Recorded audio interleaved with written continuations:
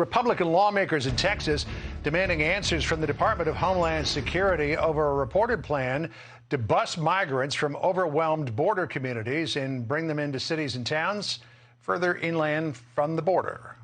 The lawmakers warning many of these towns they do not have the resources. So let's bring in Tom Homan, former acting ICE director. He's also a senior fellow at the Immigration Reform Law Institute and a Fox News contributor. Tom, it is great to have you here with us today. Always good to get your insight on this particular subject. And so now we have these illegal immigrants coming in, going to towns inside the country. A lot of them don't speak fluent English. They'll have problems accessing resources. These cities are already dealing with homeless issues. Isn't this just going to make the problem worse?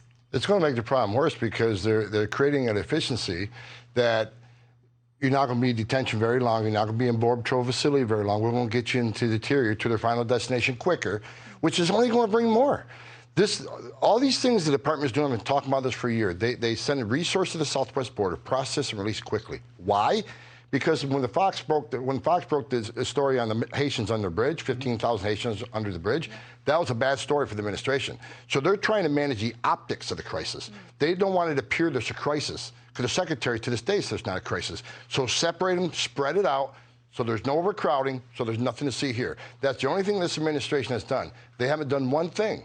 No enforcement strategy. And I wish the lawmakers asked the secretary one simple question. What is your strategy? How do you want to enforce the law? Because I heard him say how he's going to enforce the law or what the strategy is. What's the long-term plan? So when DHS puts these illegal migrants who are down in the border and kept in these detention facilities on a bus and sends them to local communities elsewhere through Texas or California, or Arizona, or maybe even points north of that, what kind of an assessment do they do on what the impact will be to that community before they drive that bus in that direction? A great question, because Bill Maloogian broke a story a couple weeks ago.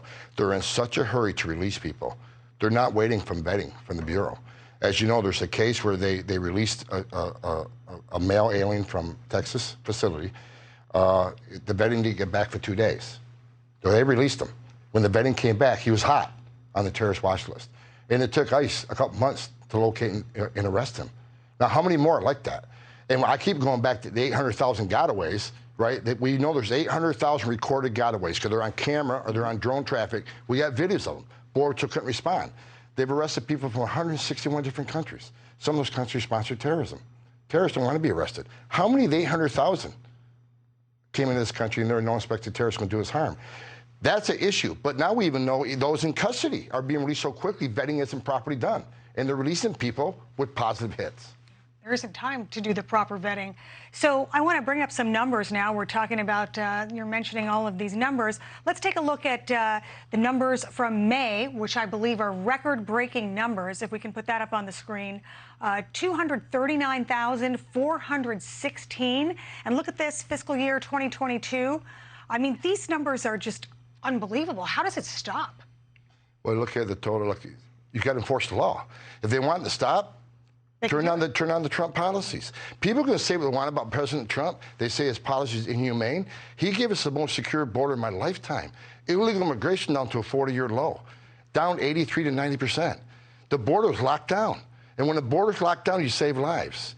This administration, since Joe Biden became president, has 2.9 million encounters. Add to that the 800,000, that's 3.7 million people crossing the border. That is beyond anything I could imagine. That's historic numbers, right? But Biden says his policies are humane. And I'll argue because record number of migrants have died in the first year of Joe Biden, more than any year I can remember. Over 100,000 Americans have died from the drugs that are pouring across the border because 70% of the border patrol are no longer in line. Cartels are making billions. The sex trafficking women and children are sky high. His policy is inhumane. Trump policies not only were humane, they saved lives, they protect our sovereignty. In the 4 years Trump was president, we arrested an average of 3 people on the terrorist watch list, 3. Joe Biden already had 50 known suspected terrorists in a year and a half. So you mentioned, Tom, our members of Congress asking Alejandro Mayorkas about all this. Congressman August Pfluger from Texas 11th Congressional District sent a letter to Mayorkas asking about a bunch of things. Among the things he said, because he represents San Angelo, which is a town north of San Antonio. He said San Angelo is a welcoming community, but the locality has not volunteered for this mission, nor are they responsible for the burdens of the border crisis. This situation is a direct result of DHS's short-sighted policies that encourage more illegal immigration, as you mentioned. Among the things that Congressman Pfluger wants to know is, what is DHS's process to notify these local communities that illegal immigrants are being shipped there? In your experience, what is the notification? There is no notification. That's why they're flying people in the middle of the night. They're trying to hide exactly what they're doing.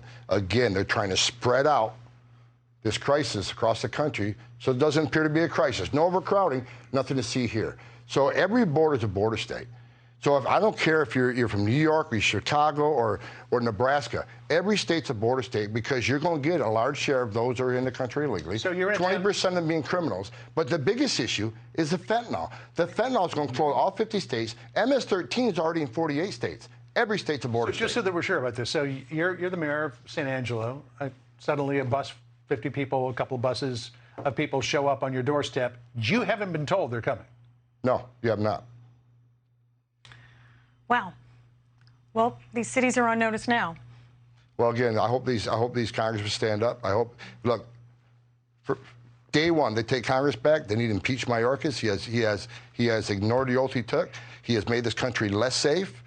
He's the Secretary of Homeland Insecurity at this point because the border is out of control. This is a national security issue. I don't care what your opinion is on illegal immigration. It's not about illegal immigration anymore.